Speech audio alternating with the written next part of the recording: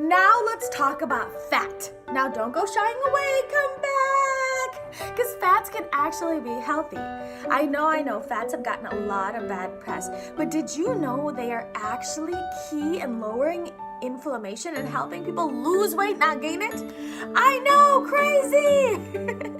Because seriously, I know it's been confusing. But in the last couple of years, the truth has finally come to the surface, and here it is.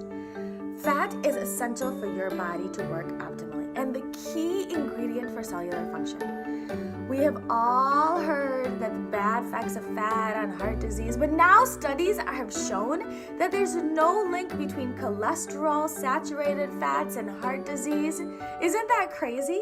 Because fat helps with weight loss, especially when it's compared to the low-fat diets. It actually gives us energies. It's vital for brain and nerve functions. It's important to keep us sharp, balance our mood, prevents and aiding dementia, prevents dementia. It's required for all those hormones of like testosterone and estrogen, and it metabolizes vitamin D. And actually, it's really important to reverse every single indicator of heart disease risk, including cholesterol, hypertension, diabetes, inflammation, and so much more. Isn't that amazing? So fat is actually required to make cholesterol. And what is cholesterol? We got to bring this down. Cholesterol is actually found in every cell of the human body, and it's needed for cell structure. It aids in the body's important metabolic and hormonal functions. It also helps with absorption, and we use these fat-soluble nutrients, and it also helps to optimize digestive health and bone health.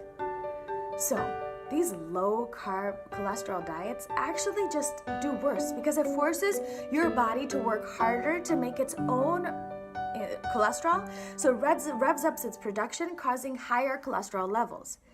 So actually, fat satiates us. How? Because it turns on leptin that tells us when we're full. Yay! So less meat cooking. Woohoo!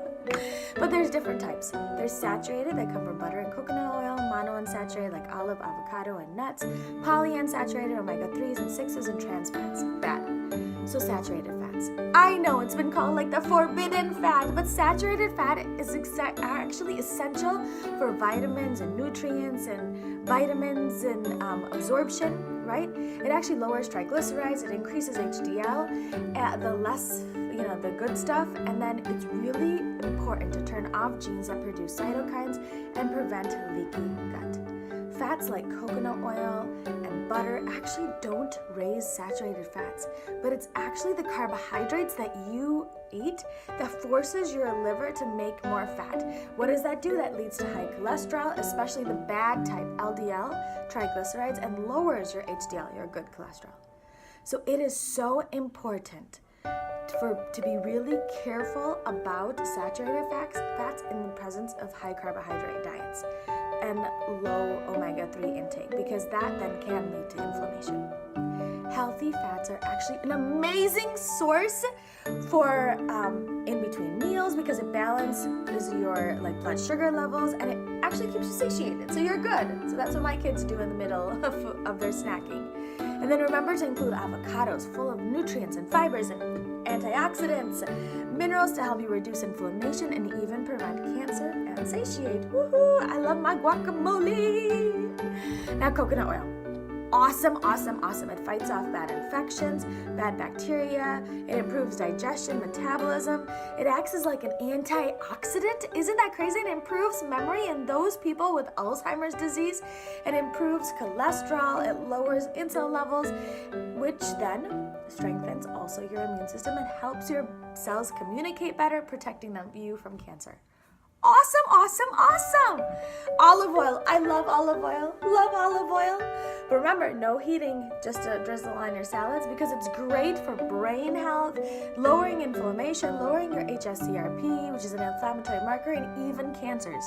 It even has a powerful antioxidant compounds that reduces the risk of heart disease. Now, grass-fed butter. If you can tolerate it, it's awesome.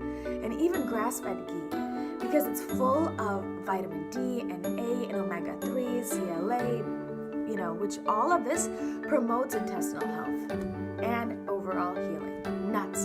And an amazing source of protein and minerals and fibers and essential fatty acids. So studies actually have proven that nuts can actually lower the incidence of cardiovascular disease.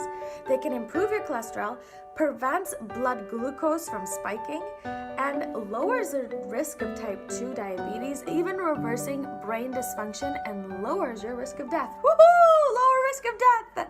Woo! Who wouldn't want that? So to recap, whenever you're hungry, you want to focus on vegetables, protein, healthy fats, have fruit as dessert, and make sure you're adequately hydrated. Now, isn't that easy? You got it. And let's get our fat on.